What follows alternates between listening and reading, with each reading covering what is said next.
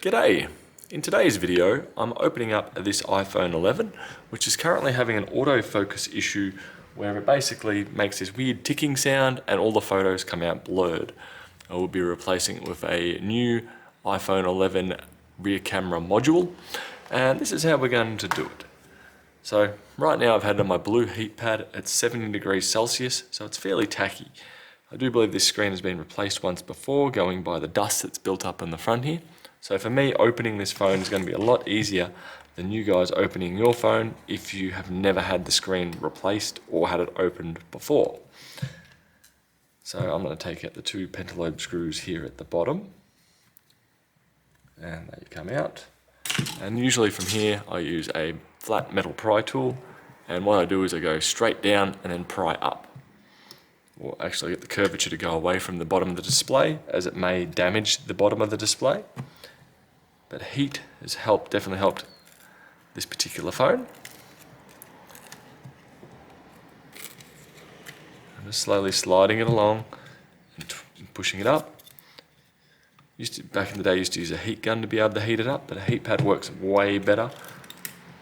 So there we go, we're inside. And this one may have not had a screen replacement, but we're definitely very dusty. So I'd say this particular fella is a tradesman. Probably works as a plasterer or a painter, going by how dusty we are. Now, there's two ways we can go about it. I'll go the long way, the safe way. So I'm going to take out all these screws around here. I'll move this down so you can see and zoom you in. And all these screws along here are of the same length. And also while we're there, we're going to disconnect the battery, which is another shield under here. Now, disconnecting the battery, I usually do that just purely for safety reasons. Connecting up a screen with a live battery attached normally isn't a good thing to do. There's one more screw hidden. No. There we go. That moves off. You want to disconnect 1, 2, and 3. Should be able to put your nail underneath it and lift it up. Same with over here. And I'll move this screen out of the way. Next up I want to disconnect is the battery. Granted, if you've done it a few times, you may only need to disconnect the battery, leave the screen connected, but the chance of the first timer accidentally damaging their display cable while trying to get the rear-facing camera module out is pretty high. So I'm also going to put my nail under this one here, which is the battery. So that'll be left off until we put the new camera module in and hook up the display again. So with that like that, we want to work up here. We want to go 1, 2, and lift that up. And we've got a couple of Phillips head screwdrivers by the look of it, Phillips head screws.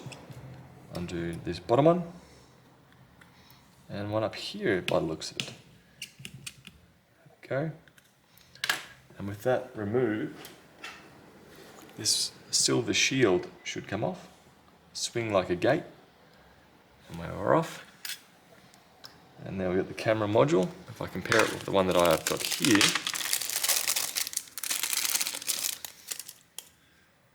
we can see that there seems to be a metal frame around it, around here, to keep these two together. So I should be able to dig that frame up. Now, being an iPhone 11, it will complain that the serial numbers don't match.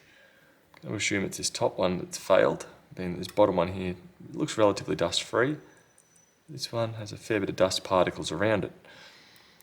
So with that removed, we compare with what we got.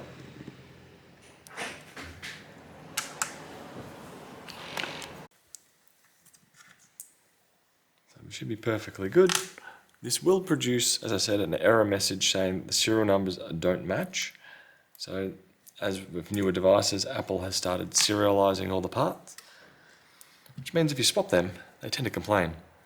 And we'll give this top bit of the glass a clean. I'll use a microfiber cloth, and I should just be able to put that in there like that, and swirl around a bit.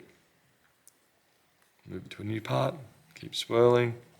If I have a look through that, looking pretty good. So I'm pretty happy with that. And we'll do the same with this front facing camera here, which isn't looking too great. There we go. And if I have a look at these ones here, I'll give this a clean as well. So hopefully then his photos come back out nice and clean and sharp once more. Right here. Go.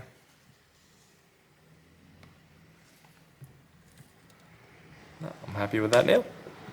So we'll proceed with the install. Grab the new module, put that in, loosely tap it down.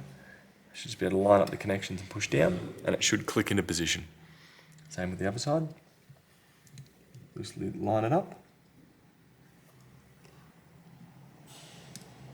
Push down. It may be cheaper to get the single individual module, but being I'm not too sure which one has failed, I'm just going to replace the pair. There we go, like that. So they're clicked on, this lines up, and goes back in and drops down, like so. Next up, Phillips head screw back in. And there. And one down here. Next up, I want to reconnect the screen. So I'll put this on here. Similar to the other ones, line them up over the top and push down and they should click into position. There we go. Happy with all that. Put the shield back over. And put those screws back in.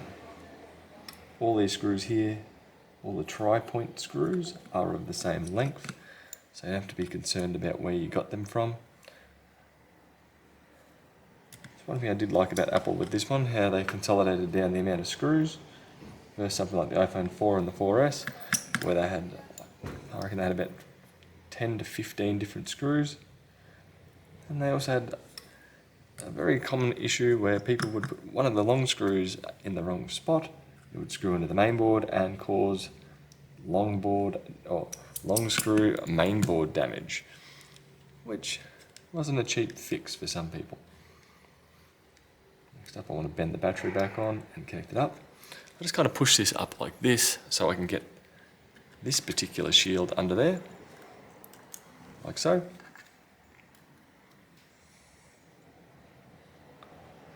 And put this back in, start with one screw, 2 and 3. Same as above, all these screws are of the same length. There we go. If I move this back out of the way, what I want to do is also put a little bit of frame adhesive up here. Just so for this particular customer, he stops getting dust on his camera. I'm just going to run it along the top.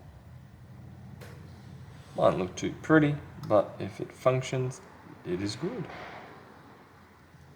There we go. Put it like that, and next up we should just be able to fold it like a book. Put the 2 pentalobe screws back in, and be mostly done. So I'll fold that over. Push down. Kind of push down, in and up. In and up. And then that should put it back into its original position. Next up, we'd want to turn it on, just make sure everything is A-OK. Once everything's A-OK, put your 2 pentalobe screws in the bottom, screw it up, and you should be done. I'm going to let this phone cool down as it's still quite hot to the touch. As the whole time I was doing that, it was still at 70 degrees. I just find that's how I'm used to working on them, is when they're pretty darn hot to the touch. But that should be how you can successfully replace the iPhone 11 rear camera module. I hope that helps, and I'll see you guys in another video. Bye.